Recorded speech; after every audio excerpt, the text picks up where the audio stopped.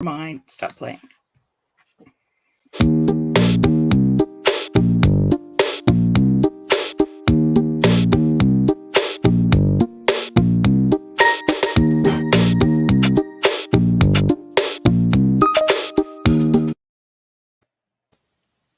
Happy music there. I know. I like it. I guess it's my turn. It is. Hello, Doodle and Chat. I'm Carrie Baughcum. And I'm Mandi Tolen. And this is Doodle and Chat with Friends. And tonight we have Anne LeBlanc joining us from Canada. And we are ridiculously excited to have her with us. Hello, Anne! Yay! Me too. So excited. So I do. And yay, look, we have some. Look at our friends joining us. How exciting. Yeah. Lindsay and Kimberly and Pam. This is awesome. So let me read just a little intro for Anne. So as Carrie said, she is our dear Canadian friend, and she is no stranger to Doodle and Chat because she was a regular in the original Saturday morning chats with Carrie and Annabeth. She is recently retired, but spent 34 years in elementary and middle school, with 18 of those years teaching in French, which I think is amazing. Anne embraced technology in the classroom to prepare her students to solve a variety of problems. She involved her students in the Global Read Aloud, the Global Write, Discovery Education, and global collaborations with Ignite My Future. Anne is an ambassador for Bunsey, Kids Code, and you'll have to say that for me. Oh, Jeunesse. There you go. And Codebreaker. And she is a Discovery Education star. Through an event with the Canada Code Council, she met and had a picture with Bill Nye, which I saw that picture. It was so cool. So it was like over Zoom, right? Was that the one, Anne? Yeah, it was the one over Zoom. And it was just, and you got to have a one-on-one with him where you got to actually say something to him. And yeah, it was great. That was so cool. So Anne would not call herself a leader, but her actions tell a very different story. She's been described as one of the kindest, generous, and creative people, and her followers always learn something new from her when she shares on Twitter.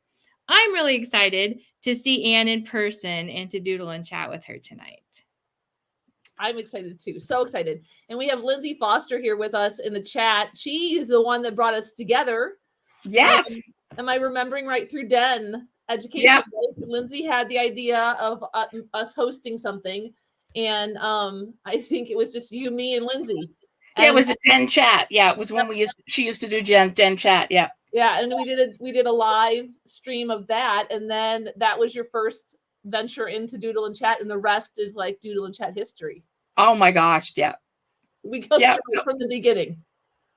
What's that? I said we hooked you right from the start. Right from the start, and I had my students going, and it was just such a neat, exciting, and I am so excited to be here, and thank you for all your kind words, Mandi. Of course, we love having a variety of different educators on here, but most of all, we love to bring some of our original Doodle and Chatters on here and make sure we shine a light on everything fabulous that they bring into the world. And then we get to draw and chat about you guys. So that makes it even more fun. Yes, so for our friends that are new, that are joining us, we have the bowl that knows, that is filled with fun little tidbits of questions just for Anne. We have done our homework and we have done our research. And then we have a few just random fun ones in there that even Mandi and I don't know. So in a second, we're going to turn our cameras on to our drawing paper. And then Annabeth is going to pull a question from the bowl that knows. And we're going to ask Anne that question, and Anne's going to answer it. And while Anne's answering it, we're going to doodle and chat with Anne all about her answer. And then friends who are joining us can join in and doodle with us, or chat along with us in the chat as well. So let's do this. All right. You want to turn our cameras on, kiddo? Yeah. That's dedication, Lindsay. She dug around in a purse to find another person's purse to find a Sharpie and paper to doodle on. That is dedication. That's dedication right That's there. Impressive. Yeah. All right. I'm so glad to see Pam in there too, and Kimberly made it.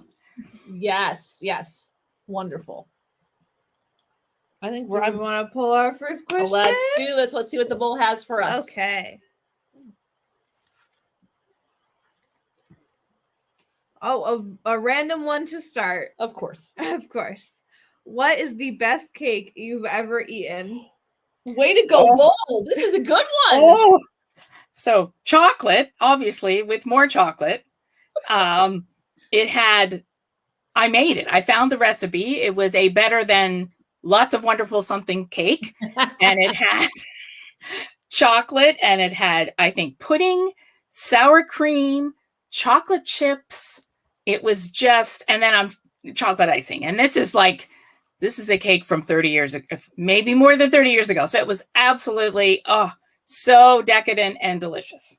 That's my favorite kind of cake. Chocolate with more chocolate. But yes, when you try to get chocolate we get Dairy Queen cakes occasionally, and they'll be like, "What color do you want the happy birthday?" And we're like, "Well, chocolate." But the cake is chocolate. They won't see it. I'm like, they don't care. Just make it in chocolate. What about the trim? Chocolate. So it's just chocolate, chocolate, chocolate. I love it. I love it. I love it. That's how I like my cake too. Chocolate. Yeah. And then people will say, "What kind of birthday cake are you having?" Because I also make one. My mom has a recipe she got from a friend called the Perfect Chocolate Cake. And that is close. It doesn't have all those extras, but it's really, really good. And they're like, "Well, what kind of cake?" And the whole family were like, "Chocolate? Is there another kind of birthday cake?" That's our opinion. I appreciate that some people like another kind of cake, but No, there's no other kind of cake. It's just chocolate. Well, I won't occasionally too because I adore you both so much. But But you're not a chocolate cake fan. no, yeah. I love like a good vanilla with a strawberry filling in the middle of it. But what about the one place we get the chocolate cake from? The hot dog place? Yeah. Okay, so I don't even want to tell the truth. Like for birthdays, I could pass on the cake. oh my goodness. I'm not sure. We might have to stop right now. Oh no. Might be a deal breaker, Carrie. Might be a deal breaker. It's okay. It's okay. I feel that, close enough to you that sometimes we just have to put up with these little things. I mean, I do enjoy sweets. I just enjoy salty things and other things more. But I do like a good slice of cake.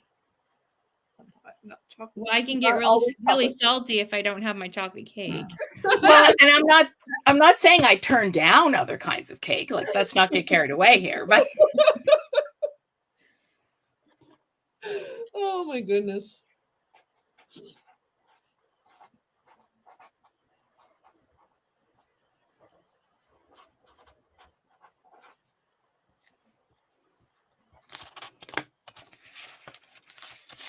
I'm going to do what I used to always do with the kids during online learning is I'll just put mine up to the screen. I love it. There's my chocolate cake. Fabulous.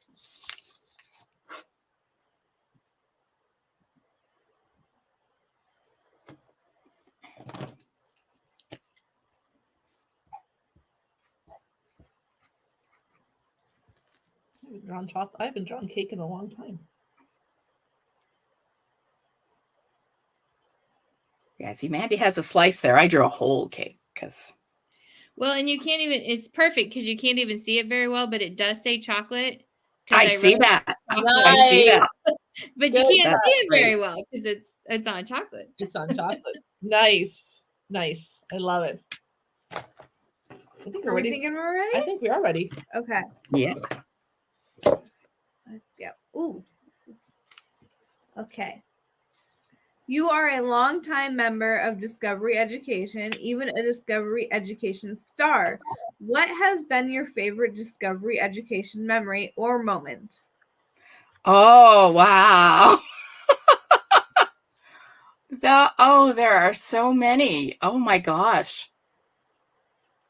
I think, and I'm not sure if we saw that video because there's so many, but I've been to 3 Discovery Education conferences. So I think probably the very first one because I had hoped to go, and then I had a sore hip, and then I had hip surgery, so I had to sort of not apply.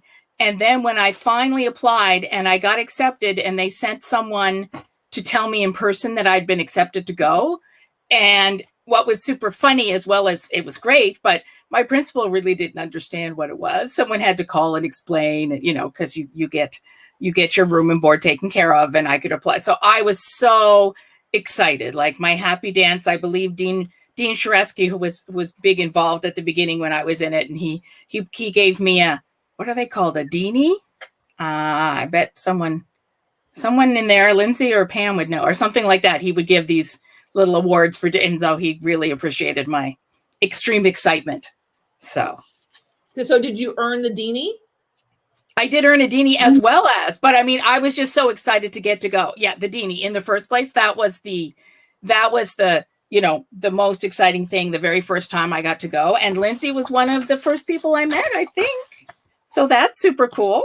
That is super cool. That was in San Diego. And I actually went to San Diego for 5 days all by myself before we even started. So I was really happy. Because you meet so many people. Like, that's what's the amazing thing. Like, and even if you didn't meet them, like the first year there, I remember there was someone I didn't meet. I think it was Abby. And then I started following people on Twitter. And then by the time I knew her by the time I met her, you know, it was amazing. And they're still amazing. It's just now when you're retired, it's a little harder to go. But I went to Utah. The last year we had the live one in 2019. And then I was in Wilmington in 2018. So it was really, you know, that was kind of my summer vacation. Go away. But it just is it's so much fun, and the people are amazing, and you learn so much, and then you come back and, you know, you tell your colleagues about it. And when I started, we actually had it for the whole school board. And then afterwards, I kept saying to my principal that I wouldn't be in charge of tech anymore if he didn't keep the subscription up. So that was no pressure. So they still have it. So yeah, no, lots of pressure. So yeah, it's a pretty amazing platform, and then the people, and just there's so many parts to it.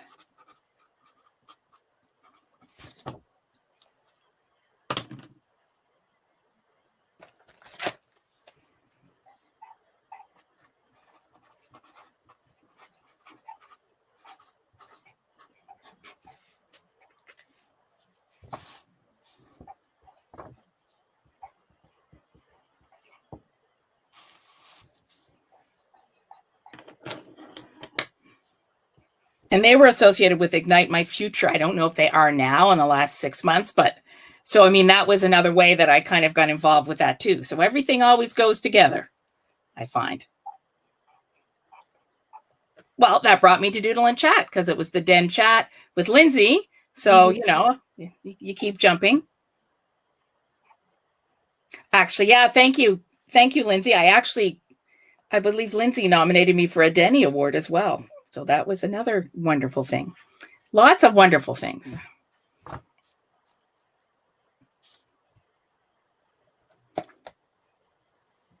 And Pam says the Ignite My Future resources are stellar. Oh, they are. Yeah. And they just started a Canadian site recently too. So I was pretty excited about that.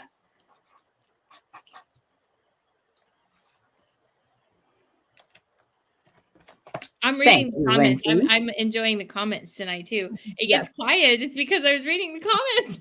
Yeah. Well, and it's harder to talk while you doodle than I thought it was. We do get that from people a lot. Yeah. Because you're focusing, right? Of our plan. Yep. Yeah. That way you can focus on you.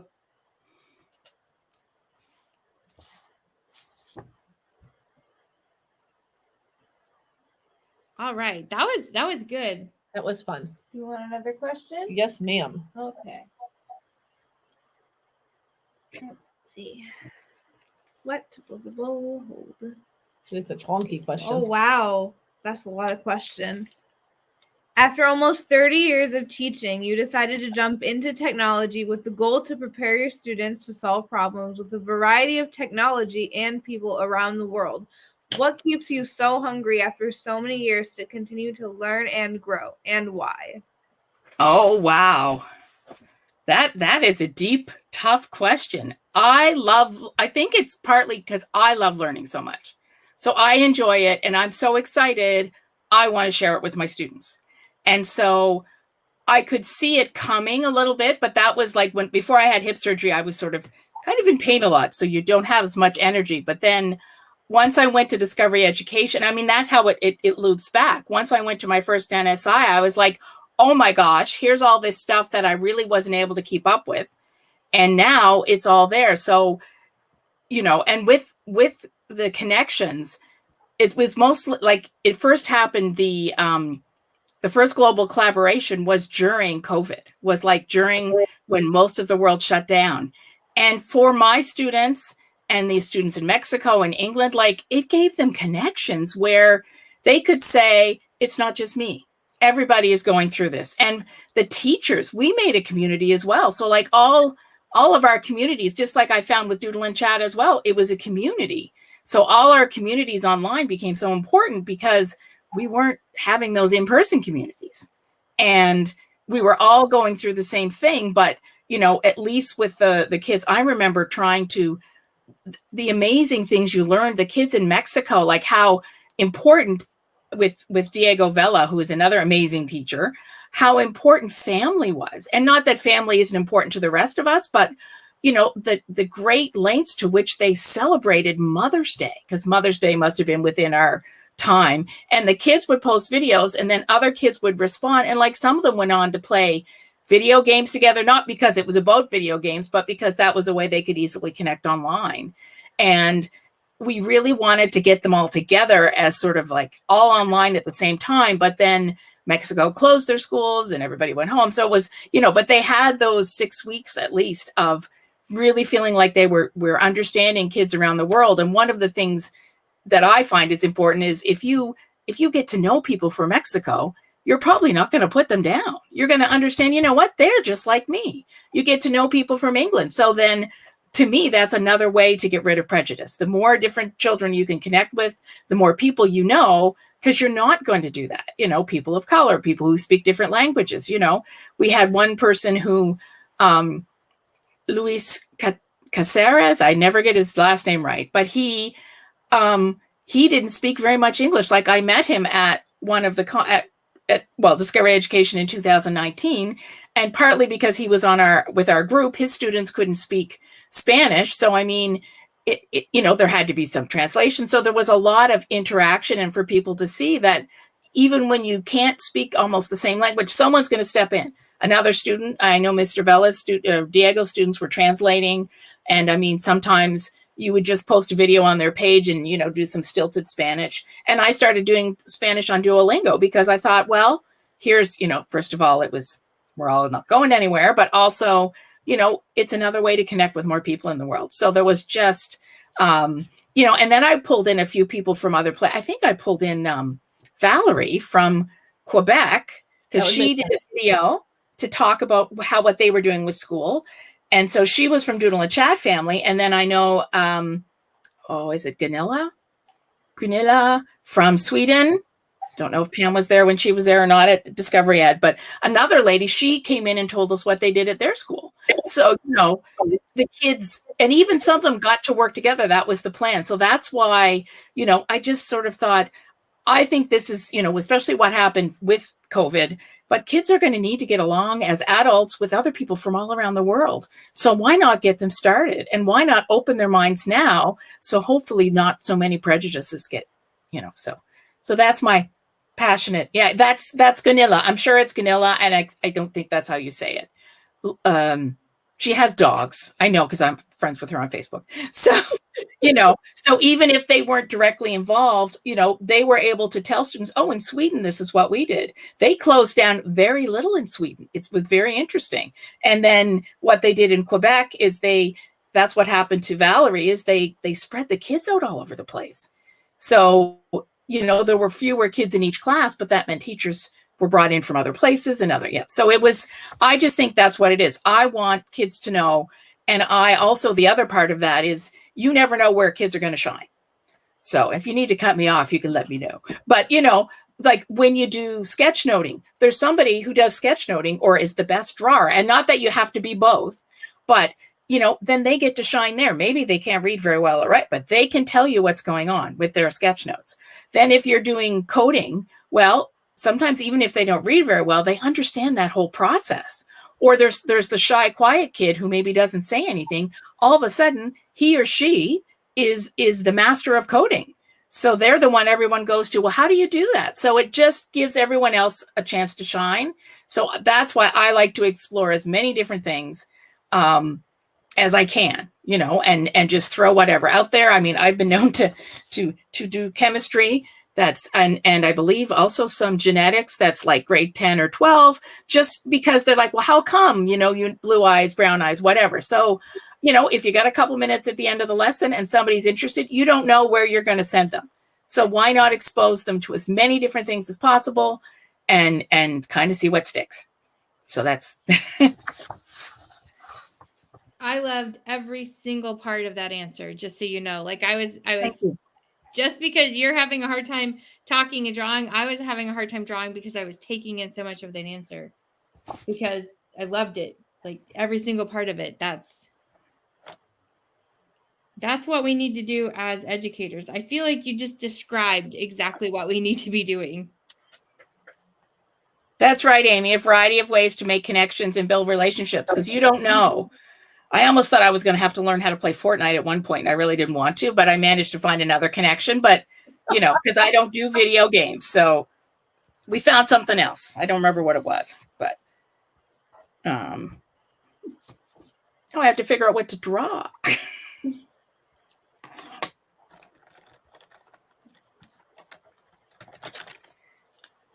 My stars are getting better. Mandi, we both drew planets. Earth. I was just going to draw a planet. I got out my blue and my green to draw a planet. Anne is a planet onto herself. And the thing that Anne didn't say it, but it just came to me. I was like, when I learn, they will too. And that's just like, for me, felt like what Anne said. Yeah. And I have, as you know, because you believe I'm quite the risk taker. So I just think kids, it's fantastic when they see you don't know how to do something. Yes. And maybe they can help you. And how does that make them feel? That makes them feel amazing. You know, it's so whatever it is, like I would say, but some teachers feel they have to know everything. So I don't know everything about coding. I know a little bit about block coding. I share and I get somebody to help me if I'm stuck. And so for the kids to see that, like that's all the pieces. Or another teacher might come in and talk to you and it's like, oh, it's okay not to know, or, you know, and it's okay to be hesitant, but you know, you're going to find an expert in just about anything in your class just by mentioning it. In my opinion. I agree as well. I think it is really good for kids to see you not know and to say that you don't know, because even students sometimes, like, they have this impression that teachers are supposed to know everything. And so if I make a mistake, I own it. And I had a student one time say, but you made a mistake. I'm like, it won't be the first one, or it won't be the last one. Like, it's not the first one, probably the first one you saw, and it won't be the last. And that's okay. Like, I'm okay with mistakes. So hopefully modeling for them that it's okay that they make mistakes too, as long as they learn, like, own it and learn from it. Exactly. Yeah. No, we did a count one more. I think it was like, how many mistakes did that was one of our things. There's a great Neil Gaiman quote about mistakes. Make mistakes, make glorious mistakes. It was a New Year's resolution. And I did that in January one year. And I mean, basically we counted it. It's like, oh, I guess I made 5 mistakes and it's only recess. I wonder how many I'm going to make before the day is over. So, you know, just to let them know it's going to happen, then we're going to figure it out, or, you know, or else they'll say, oh, well, what about this? Or what about that? And I'm like, oh, you know what? I'm going to have to look into that because I don't know how to do that right now. So it's like I have had lessons bomb, but then I've had lessons that I didn't, you know, I came up with 5 minutes before class started that have been amazing. And other ones I'm like, okay, you know what? I don't think you understand. Like when I changed grades to a lower grade and I thought they knew rounding and they didn't. I'm like, oh, okay. I guess you haven't learned that yet. Let me go back and double check my curriculum, and we'll come back and we'll look at this again tomorrow, because you can't know everything. Right. It's impossible. Agreed. And I think it teaches kids also to have compassion for when people don't know, because sometimes kids are not always kind to the teachers, or at least it's been the reaction is evasive, or not. That's not the word, but like unkind to me if I don't know something. And I'm like, oh, just hold up a second. You know, when you make a mistake, you know, this is how I treat you. So it also just teaches this kind of mutual compassion for each other, and a way to teach them that sometimes we need to pause and think about how we're acting before we do, and treat other people the way we want to be treated, you know? Yeah. Nope, that's right. And in coding in particular, people are expected to make mistakes. So I don't know if we can say to them, well, you know what, if it's okay to troubleshoot in coding, why can't you troubleshoot in math? Or let's troubleshoot in math. Let's troubleshoot in our writing and in our reading. Because that's, you know, if you change the word a little bit, you know, the semantics, then maybe, you know, to make them realize that there's a learning piece in there. Agreed.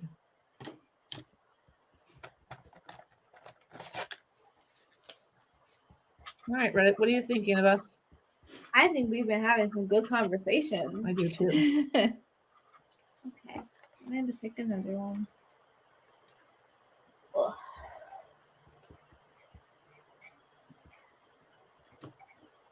What are some of your favorite games to play? Ooh. Ooh. So many. I really like playing. What is the one that I like a lot of the cranium games, and I'm not sure if anybody's familiar with them, if they're still out there, but they make you, sometimes you have to act, sometimes you have to, you know, draw, and my daughter and I love them, and my husband and my son don't. So, you know, we have to balance. I like a lot of card games. We've played a lot of crib. And we have a lot of board games. Actually, I counted my cupboard. We were looking for something the other day, and we have 56 board games just upstairs in our linen closet. Nice. There's a few more in our house, but we just try different ones. So we've got at least 3 or 4 different versions of Monopoly, Star Wars Monopoly. Then we've got Geekopoly. I don't know what other kinds, but yeah. So we have, and I personally love Scrabble. I love word games. And I even have a tab Mad Libs game, which is, I always like doing Mad Libs, my friend and I. And once we went away for the weekend, just the two of us overnight. I think my mom passed away, and I just said, go away somewhere. I remember it's 1 or 2 nights. So we'd forgotten to bring the Mad Libs. So we each took a book that happened to be in that place, the bed and breakfast, and we made one up. So we left words out and we rewrote it, and then we did it, you know, lots of word games. That's fabulous.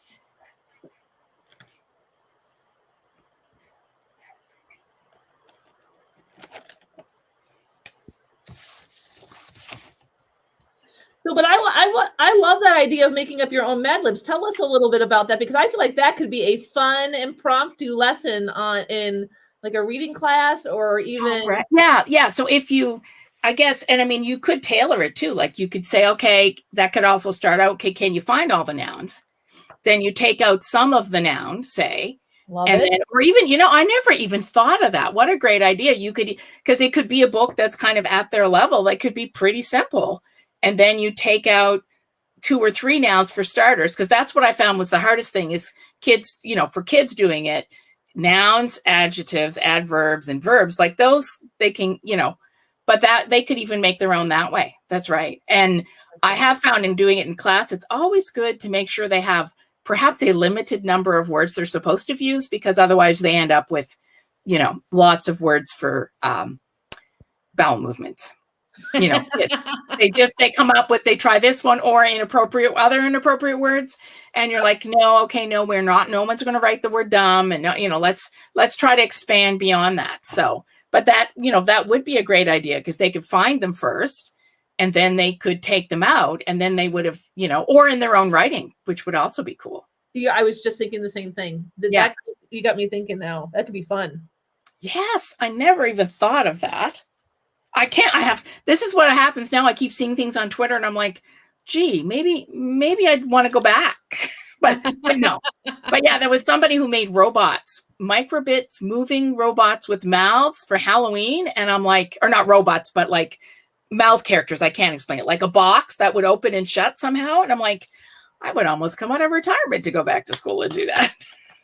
But it's the same thing, you know. So I know I'll find some way to use all my ideas, but you know, it's That's yeah, fun. so that would be really cool, wouldn't it? Mad Lib word problems for math. Yes. Well, and I had a book of those at one point. That would be fun. You could also theme it for different seasons too, or different months. Yes. Even So more I actually have a Mad Libs review that I do, and it's coded for Google Sheets.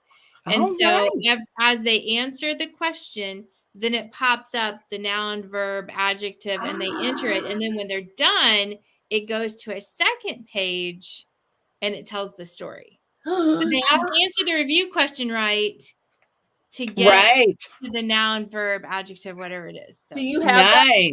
on a blog post anywhere, Mandy? I do. So we can link it in the show notes? Yeah, we can drop it in the show. Yeah. That sounds like fun. Oh It's my God. Halloween themed even.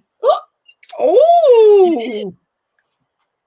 I was thinking about something for Halloween. And my That- and T were like, Mom, you have to do something for Halloween. It's on a Monday. You have to make it fun at least. Oh, yeah, I'm not going to miss that.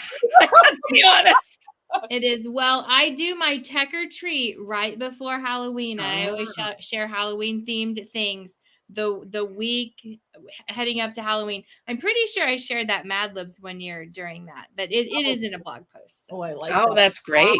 We will put that in the show notes. I will make sure. I And then- love it. Treat. I love Mad Libs too.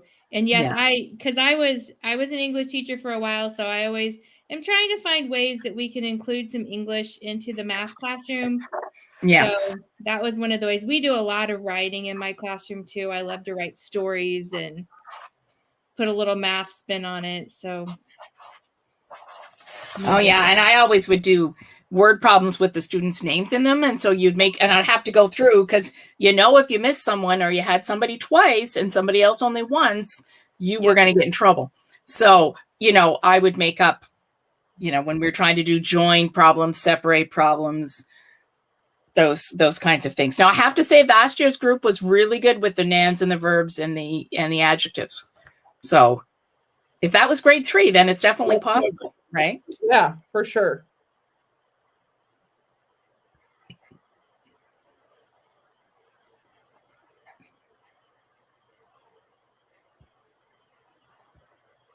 an October Tech Fest challenge sounds really cool too. Yes. I love Tech or Treat was the first weekly thing that I did, and then I added my winter tech thing, my winter themed one, and so I like doing those. You do. Your winter one's a snow globe, right? It was a snow globe last year. It's something different every year. So the year before, I think it was a snowball fight. So each day a snowball hit the screen and melted and showed you what the thing was. Such great ideas. So fun. And Tech Miss, yes. And I don't think I said hello to Amy, but hello, Amy. We popped in. Yeah. And then said hello. I think we're ready for another one, kiddo. Question? Yeah. Okay.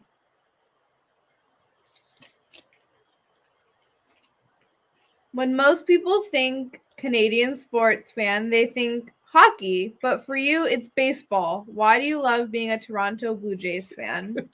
Somebody's been reading my tweets. I'm kind of both.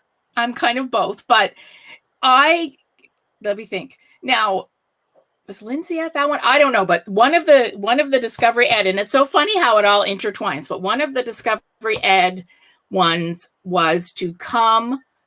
It was their 10th anniversary. So what were you doing when you were 10? That was your costume, something like that, or what you were doing, whatever, in whatever year. And so in my family, so back when there weren't the Toronto Blue Jays yet, because that did happen. Some of us are older than others. So when I was 11, I think it was when I was 11, or was I 9? Oh dear, Blue Jays, 76, 11, I think. So I was 11 and we were all Red Sox fans because I think going to go backwards and forward. So in Nova Scotia before, and in Canada, before we had the expanded hockey league, we had the original 6 teams. So New York Rangers, Boston Bruins, Toronto Maple Leafs, Montreal Canadiens, oh dear and oh dear. So we'll just go with that. I know the rest if I think about it. But so what ended up happening is not everyone went for the Canadian teams. So there are a lot of Boston fans around here. So then what that leads to is, so when you had baseball, we sort of feel closer to New England area. And so we were big, rabid, very important, and incredibly focused baseball fans. And so that was the year that they had one game to decide whether or not. They were tied, I think, with the Yankees, and we still don't like the Yankees. So doesn't matter who else is around. But sorry, we don't like the New York Yankees. Like we, as in my family, and my parents were big ball fans. And so there was this game, and the Boston Red Sox didn't win. And that was just like, and Jim Rice was my favorite player. So, I've always been interested in baseball. I like sports in general. I used to keep score for my dad's, when he was my brother's ball team, my dad's ball team, my son's ball team, keep the box score and everything. I know all that, and then when I was teaching French immersion, I thought, well, hey, some of these kids, hopefully were interested in baseball. So if I teach them the French words for the positions, and maybe we'll watch a little bit of a game and keep score. So, it's another way to sort of get them interested, but there's still language in that. And there's still, so no, I'm a baseball fan. I'm also a hockey fan. But the Detroit Wing, oh my goodness, these horrible teams are coming out. But anyway, as long as they aren't the Canadians. My husband is a Montreal Canadiens fan. And so usually, those, they don't go together. I'm Toronto Maple Leafs. So normally, so I did do one post, but tonight, or one tweet, just there was one game on. But yeah, so I mean, definitely, and I played it a little bit myself, but my brother played a lot. And my dad taught me how to pitch, and I only played for 1 year, but I played ringette, which is, I don't even know if it's that big in the US, but in Canada, when I went to play, they wouldn't let you play hockey. When I was 75, they wouldn't let girls play hockey. So ringette has got like a cutoff, it cuts off at the blade, and you've got a rubber ring. You might have played it there might be Anna Beth might have played it in gym class, and it's like a rubber ring that's hollow on the inside, and you kind of flick it. And anyway, so I played that on ice for like 10 years. But, we've been big hockey fans, my parents. I think I do have the hockey sweater. Yes. I do have that book, Lindsay.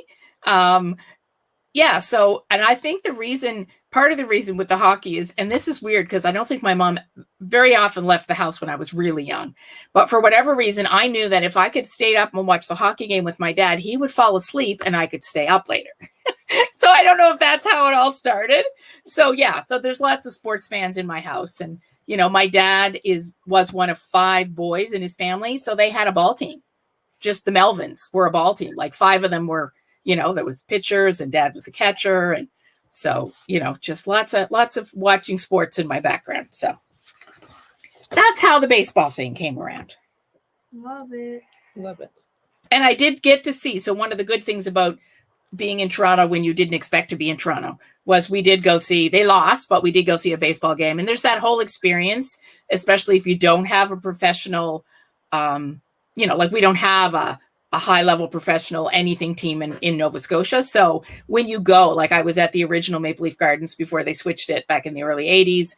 And now I was at the Toronto Sky Dome, and it's just a whole experience, the sound, the fans, the very expensive t-shirts, and the very expensive, lunches, $40 for 2 hot dogs and 2 pretzels and 2 drinks. And you're like, oh, but it's that whole feeling of being there. So that was pretty exciting.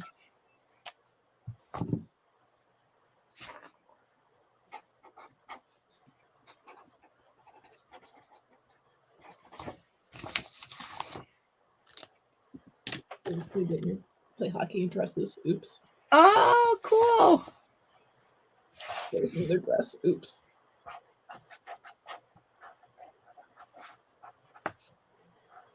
Oh, this is awful.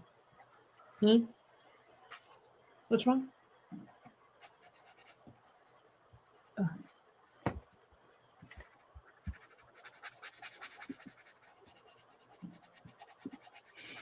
And a funny thing, a parent said once, the Toronto Maple Leafs, they won their last Stanley Cup when I was 2 in 1967, and they just haven't done really well for a long time. And he said, well, that shows that I have a lot of resilience because they're not a team that does really well. So I must, really be committed to various things. We Cubs fans can relate. Yeah. Listen, we were there for a while. Okay, let's be honest. With our baseball team, we're still kind of there. But yeah, I mean, we can relate to not doing well in some sports. Well, every team has had losing seasons, right? Yeah, I mean, well, like for football though, like we lost forever, like forever. Yeah. So it's just been recently that we haven't been stinky. I really like football, but only live. I like watching it live. I'm not as interested on TV, though I may have to be by default because, But I know it's a really big thing, college football, as well as in the U.S. I have noticed that. Yes, agreed. I mean, we had Monday Night Football this week and had to watch it. So exactly. Had to schedule my workout around it and everything because it had to be done and ready to watch football when it started. So. Well, important things, you got to make time for important things. That's right. What do you think? Another question? Ready to go? Let's do it. Okay. We hear that one of your big dreams in retirement is to have a library in your house where you can sit and read for hours. Tell us about your dream home library. Well, since my son probably won't watch this, it's probably his room because it's the smaller room once he moves out. Well, it's just, I don't know about in the States, but housing prices are ridiculous and apartment prices are ridiculous. And, but I want to have all books around me. So we have enough bookcases. I mean, we've got, lots of bookcases so I just would need a place, and I'd rather it be upstairs because frankly, it's warmer upstairs most of the time. But yeah, I just want to have books all around me and just be able to, sit there. Now, unfortunately, when you're retired and it's like the thing you like to do most are all about sitting down, and your body says, well, you are 57, so perhaps we should, get some activity in there too. But it's definitely something I would, really like to have, but in the meanwhile, I have lots of bookcases that I sit next to and read. And I've got books, I've got my writing desk I finally unearthed because it was covered with stuff in my bedroom. So I've got some books above that, and I like to write as well. So moving into those things. I did, in learning all about Anne, I did see that you really do enjoy all types of books except for horror. Yes. But do you have a most preferred genre that you really love to read? I would say it's like a tie between mystery and fantasy. I like series. So I would like a mystery series where you get to see the characters evolve over time, or a fantasy series. So say like Harry Potter, which I read at least once a year, or Discovery of Witches, which is sort of a grown-up one where I read once a year. Yes. I knew that about Mandi. Yeah, it is absolutely. Yeah, and I think this year I've already read it twice. Just because also it's that familiarity piece. But yeah, I think it's pretty well split between mystery and fantasy. It's just, I don't think I could choose. That's why I was hoping one of the questions would not be your favorite book. I'm like, I can't pick a favorite book. But yeah, so that will be really cool. I don't know that I could pick a favorite book either. No. But I think we enjoy the same genres of reading. Like those are the things that I like to read as well. And my daughters all love to read. And so we will I know it's not technically what you're supposed to do, but we do share a Kindle. Oh no, I've done that with my husband as well for Kobo occasionally. Oh yeah. Yeah. No, I mean, but that way it's cool because she can say, hey, I just read this book. I think you should go read it. And so we are all reading the same books, and then we get to have conversations about it. My daughter actually has a podcast where she talks about books that she's read Oh, with really? her sister-in-law. And they started with A Court of Thorns and Roses. Oh, I And haven't so read that them. was the first series, which is an amazing fantasy series. It was Oh. really, really good. I enjoyed it a lot. So And what was the second word of the title? A what? A Court of Thorns and Roses. Okay. A court. I will write that down because And what's their podcast called? It's the Sisters Warden. You know what? I'll have to get back to you on that because I don't remember. Cool. And actually it just pops up now on my automatically. So I don't actually look at the title anymore. No. And actually, Pam, I have read Amari and the Night Brothers, and we have the second because I'm a big library fan and promoter and aficionado and everything with libraries. And so I've read the first one, and we have the second one in the house from the library, but I felt like I needed to read the first one again to catch up. And I read a lot of the Rick Riordan Presents books too, which are really cool and have different mythologies in them. But yeah, that one is really good. Yeah. Yeah.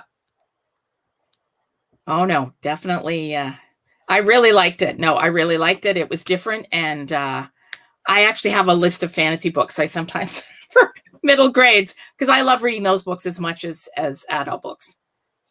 They're so good these days. I mean, they're so well written. There's just no question.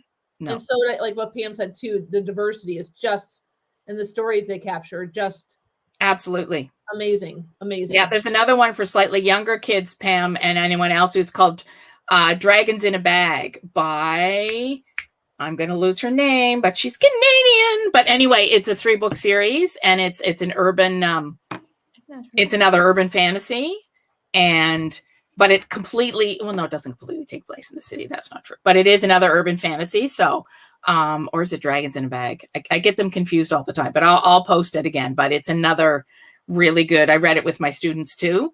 And yeah, really good. Very cool. See, I could talk books all day long. I mean, we could have done this. This whole thing could have just been books. Yep. I gotta be honest. It's a good thing that question came a little later, or else that I would have been off.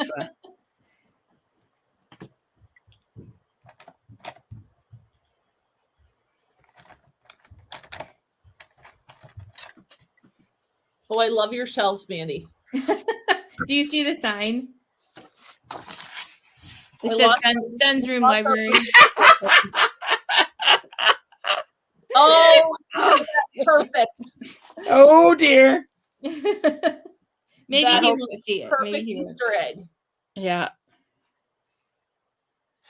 Yeah. I know my daughter bought a new bookcase for herself, and I'm like, I feel like I need another one now. Hers is alphabetized, which is wonderful for her, but I could never do that. So I can't either. And I do have to have mine shelved by series. I don't buy as many physical books as I used to. No. Although I did clean out some of my children's books when we were rearranging some closets, and my kids flipped out. They're like, you donated children's books. I'm like, I kept the good ones. It's okay. Like, there are only so many just random board books that you can have, but I kept the good ones. So don't worry about it. But we have a whole wall full of bookshelves, just full of book series that when my kids were younger, before you read things on Kindle, like we would get a book series and then we would all read it and we would talk about it. So I'm really glad that I have readers in my family and we enjoy doing that. But yeah, so many books. And now I'm glad that you can have them on Kindle. Yeah. And you don't have to, although I love a physical book. I really do. Yeah. But I do too. But like if I go to Marguerite Cape Breton, which is no internet, my father-in-law has no internet, my husband's father. So I need to have something, right? Now, Lynn, what book are we talking about, Lindsay? Is that the title? 2 Necromancers, a Bureaucrat? Yeah. I got to find out. That sounds like a fun one. Oh, it does sound like a fun one. I mean, it says Golems in it. You kind of have to read that, right? Yeah. So I'm going to have to look at that one too, because that one looks amazing. I can see I'm posting and tagging you all in some favorite fantasy books. Yes, please do, because I love to read and talk to people about books. Yeah. Okay, I'm going to get that one too then. 2 Necromancers. I know that's one I want to get to. I haven't seen that one. I haven't either.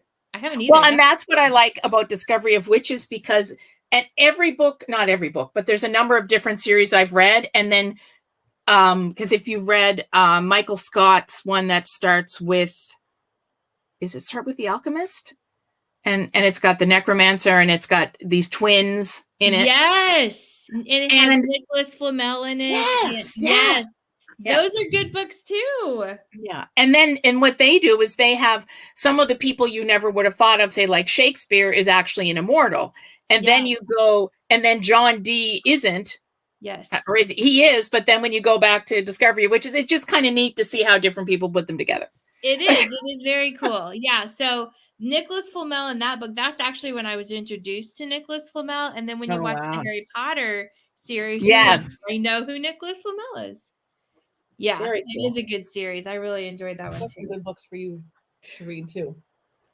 Like the Armory and the Knight Brothers. They said Anne said it's like Harry Potter. Oh yeah, it's really good. LMBO. What does that mean? What does LMBO mean? Knocking my butt off. Oh, very nice. That's politically or something correct. Yes, I only knew that for some random chance. Usually I have to do a Google search to look stuff up, and then my kids will go, "Mom, it's this, duh." I'm like, sorry, didn't know. Sometimes I'm afraid in class to ask because I'm afraid they'll tell me and it's not something that I wanted them to tell me. And so I will always just grab my phone and discreetly be like, I'm going to look this up and make sure that this is something we should be talking about. It's very hard. Yeah. It's very hard. I think that we can fit in one more, maybe two. Let's see. More questions. More questions. More questions. What's the best type of cheese? The bowl is mixing it up today. Sadly for me, there's the kind that I like and there's the kind that I have to eat. So I like marble cheese, or actually I like old cheddar if I have a choice. However, I'm not supposed to have dairy. So recently we've discovered Boursin, Boursin, has a non-dairy cheese that tastes amazing. So we're happy. Yeah. Okay. Because otherwise we just eat the wrong cheese and, it's not good for us because we're dairy intolerant, my daughter and I. So that's the quick answer to the cheese question. How do you spell Boursin? Boursin. That's what I thought. Very good.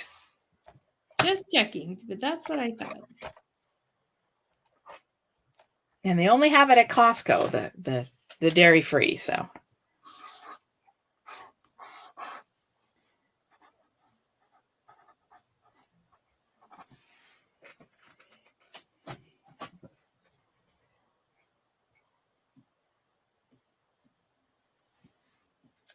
I'm not very good at drawing cheese tonight.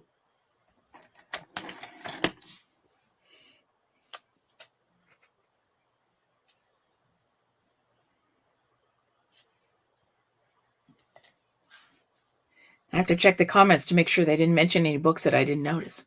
I have to go back. I'm going to make sure we get all the books. Yeah, that's it. No, I think I have all the books. And I could try to, when I'm working on editing the show notes, to go through the chat and add some of them to the.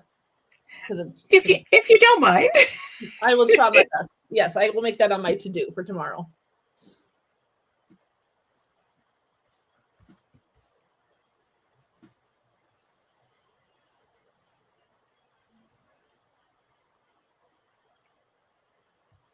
I don't like my fantasy to be too scary, though. That's the other problem.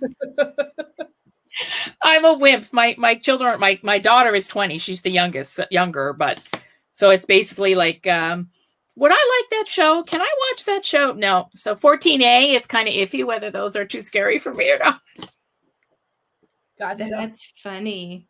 Yeah. Yeah, I love scary stuff. Books, not so much, but movies, I really enjoy a good scary movie. My kids T is getting better at them. Annabeth maybe, but then most of all, it's like, well, we can watch it during the day, Mom. I'm like, okay, there's my window of watching of scary movies during the day with you, so that the lights are on, or it's light outside, whatever. So yeah, I agree. Same thing sometimes with some books when I don't want to be left on a cliffhanger or on a, some books I can't read at night. I can only read at day. That makes sense. I think we can squeeze in one more, and I barely have room, but I think I have room for one more. One more. Let's do one more. One more. What is something most people do not know about living in Nova Scotia? Perfect. Oh, that is a great question. Perfect. Yes. What is one thing most people don't know? There would be a lot of things people don't know, but what would people mostly not know? You can share as many as you want. Well, yes. So we have of course, so you're going to get a few geology, or at least one anyway. So with the remnants of a volcano in sort of northish of Nova Scotia. The Annapolis Valley is in between, like the two volcanoes. Charles Darwin visited one of our UNESCO. We have a couple of UNESCO United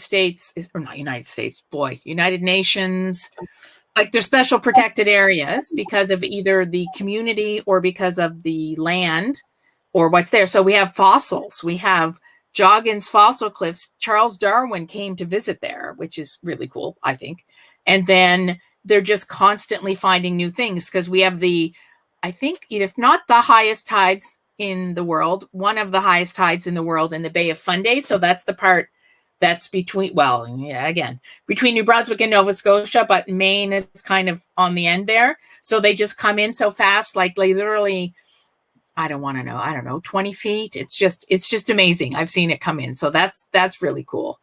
And Peggy's Cove, which is probably the thing most people know, it's where the airplane went down, or there was an airplane that went down. Oh dear. And I don't know if it was from the States, anyway, off the coast.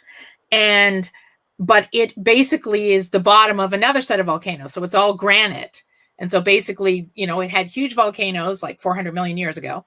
And they, got eroded. And so all that's left there now, there's always a magma chamber under volcanoes, in case you don't know that. And we do have we don't have tall mountains like the rock, or not the Rockies, well, whatever they are in the States, but we do have on the island of Cape Breton, we've got some, reasonably high mountains for our area anyway. So that's a few of, lots of cultures that people don't always know. Like a lot of people don't always know about the Acadians. Like there's the Cajuns in Louisiana. So they would have come when the British kicked out our Acadians in 1755.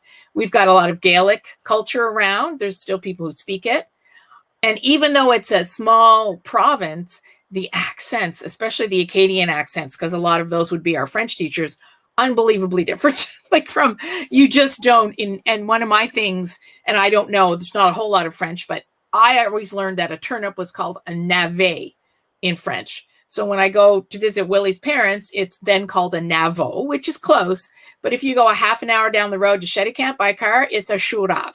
So, it's a lot of different, so that's pretty neat. So we have a lot of, we do have quite a few cultures, but a lot at the beginning as well.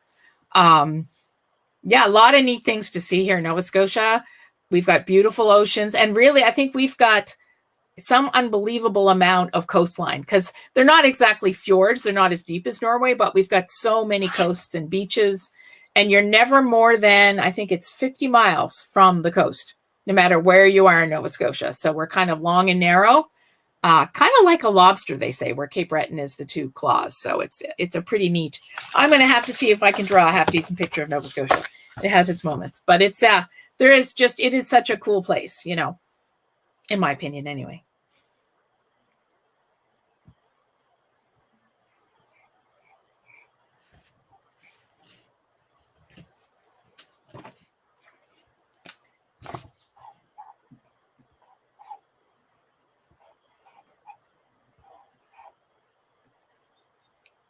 There was so much and I couldn't get it all.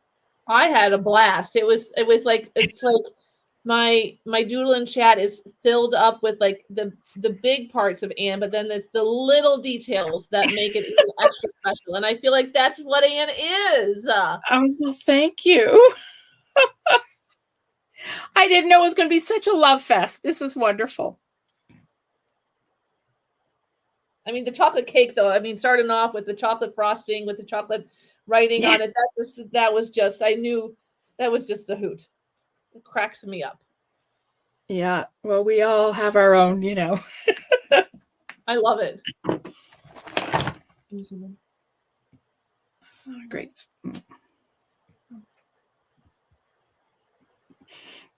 I tried to draw Nova Scotia, but I messed up the fossils. Yeah. Oh my gosh! Look at that. The Blue Jays. Oh my gosh, that's fantastic. Oh, I love it. Oh, you got nice. Right. I still think the bookshelf is my. Oh, you numbered them. I love that idea, Mandi.